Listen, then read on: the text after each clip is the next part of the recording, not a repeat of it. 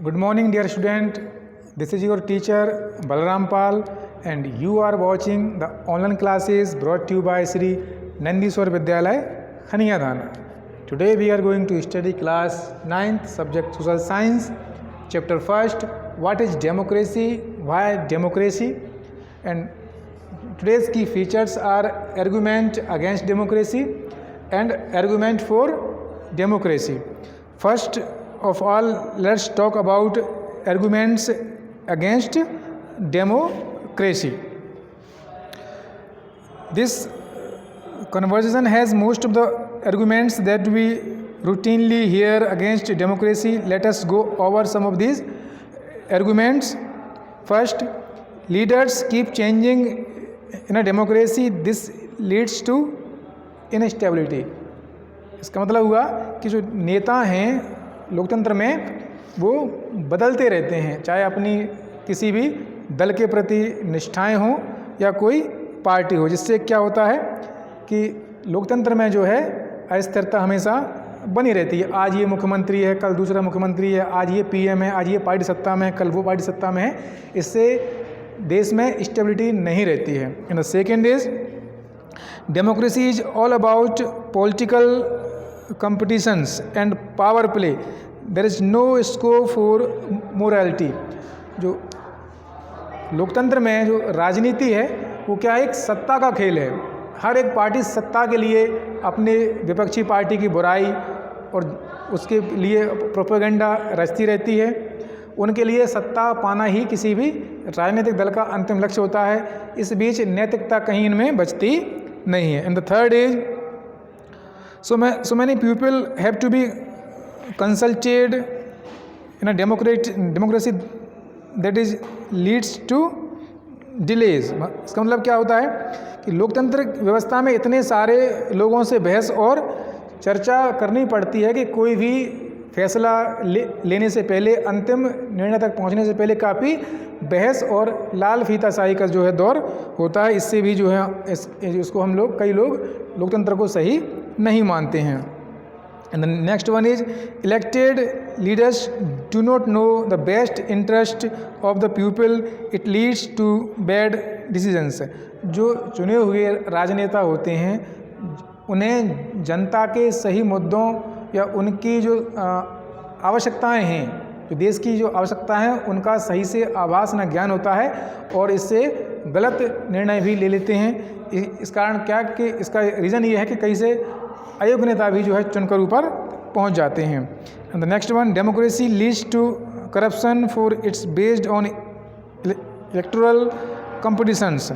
क्या होता है कि जो लोकतंत्र में जो राजनीति है, जो नेता चुन के आते हैं तो उनके चुनाव की जो प्रक्रिया है, जो प्रोसेस है, काफ़ी खर्चीली होती है। उसमें काफ़ी ज़्यादा धन लगता है और जो धन जो उसमें व्यय करेगा, जहाँ से मान लीजिए किसी नेता के पास उतना धन नहीं है तो अन्य जो लोग होते हैं, धनी जो पूंजीपति लोग होते हैं, वो उसके चुनाव को फाइनेंस करते हैं और जीतने के बाद जो है उससे फिर वो गलत फ़ायदा भी उठाते हैं। इससे भ्रष्टाचार को जो है बढ़ावा मिलता है।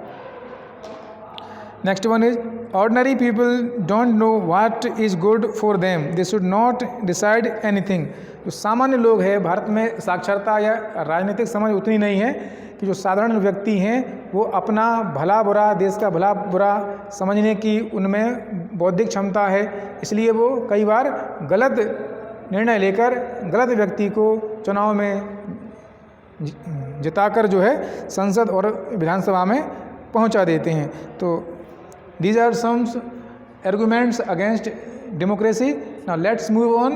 Argument for democracy. Argument for democracy.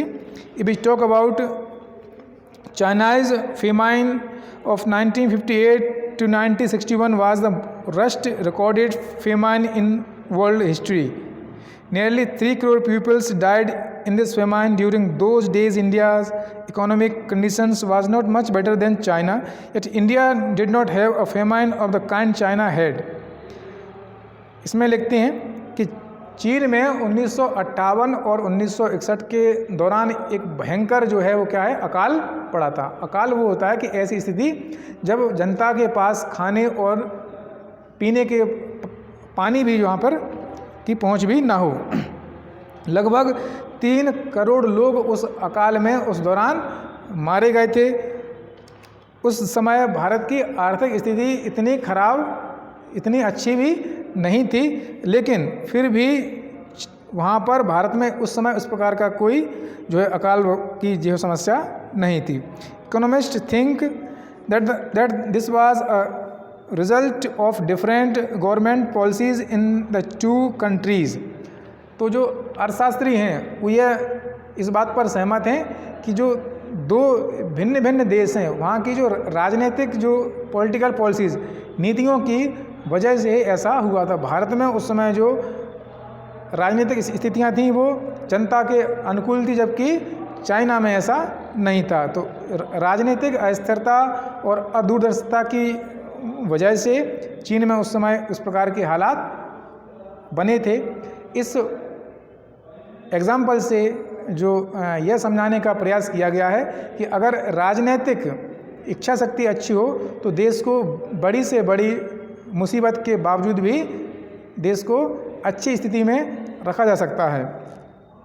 The existence of democracy in India made the Indian government respond to food scarcity in a way that the Chinese government did not. उस समय भारत में इस प्रकार की राजनीतिक जो है चतुराई का प्रयोग किया गया, जिससे भारत को उस दौर में भी, अकाल के दौर में भी एक अच्छी स्थिति में जो है रखा गया।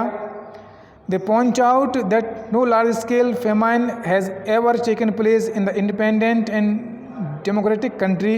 If China too had multi-party elections on opposition's party and press-free criticize the government, then so many people may not have died in the famine.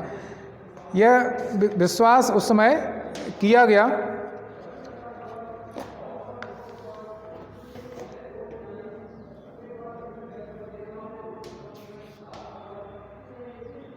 कि अगर चाइना में जो है उस समय अच्छी से सरकार चलती, प्रेस का और विपक्षी पार्टियों का यदि सम्मान उस समय किया होता तो चाइना जो है इस प्रकार का जो भूकंप है उसका जो अकाल है उसका सामना नहीं करता। तो these are the 2 main points of this chapter. In the next video we will meet with a new topic. Till then stay tuned and goodbye.